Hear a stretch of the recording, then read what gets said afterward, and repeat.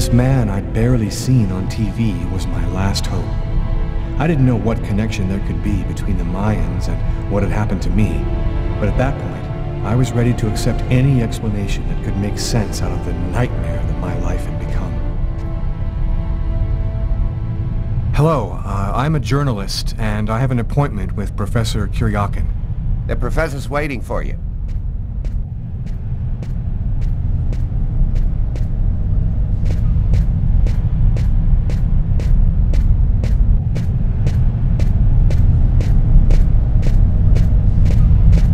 Professor Kuryakin? Yes? My name's John Cunningham. We spoke on the phone. I'm a journalist, and I'm gathering information for an article I'm writing about the Mayan religion. Ah, yes, I've been waiting for you, young man. What paper did you say you write for once again? In fact, I'm a freelance journalist. I write articles and sell them to whoever wants to publish them. It's curious, but your face seems familiar to me. Have we met somewhere before? Yeah, I get that a lot. I guess I must have one of those boring faces everybody sees everywhere. Well then, let's have a go at it. Where would you like to start? Can you tell me anything about Quequitlan? Of course. Come, I'll introduce you.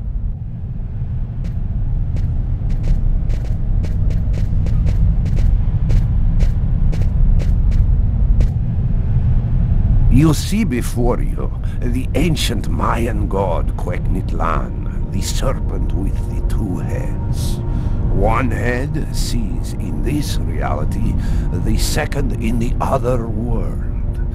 By opening both mouths, the Mayan oracles could see through the serpent into the other world.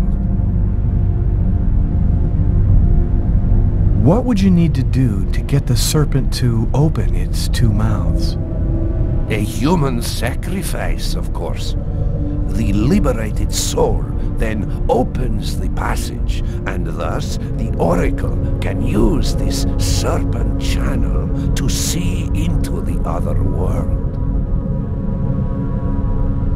What exactly do we know about these oracles? Oh, not very much. They were very mysterious. They served as mystic liaisons, allowing man to connect with supernatural forces. If we can believe the ancient texts, the oracles possessed strange powers. What kind of powers did the oracles possess? Some passages mention a supernatural life force, permitting the oracle to live for several hundred years. Tell me, how did the sacrificial ceremony work? Come, I'll show you.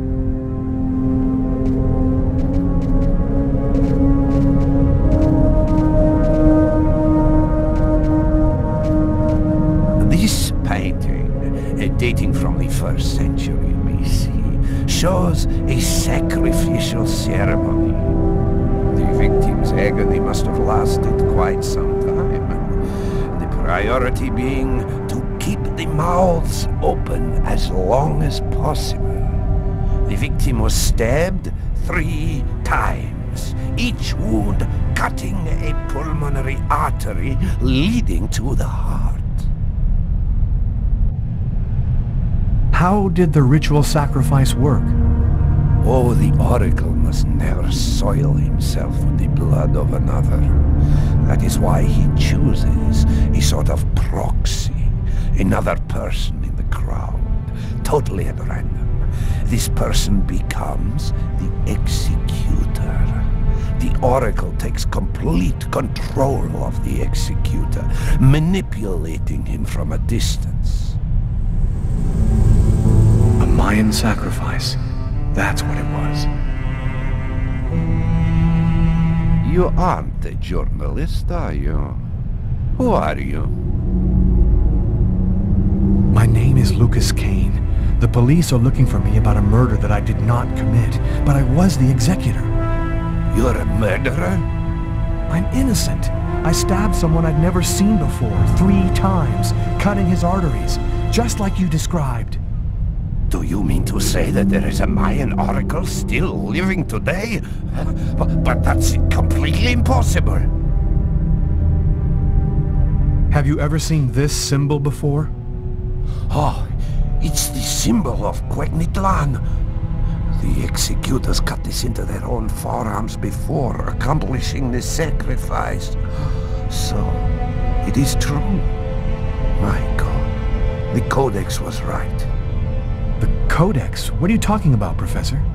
You can't stay here. Your picture is in the paper that the security guard is reading. He's sure to recognize you. Come, let's leave here, and I'll tell you all about it.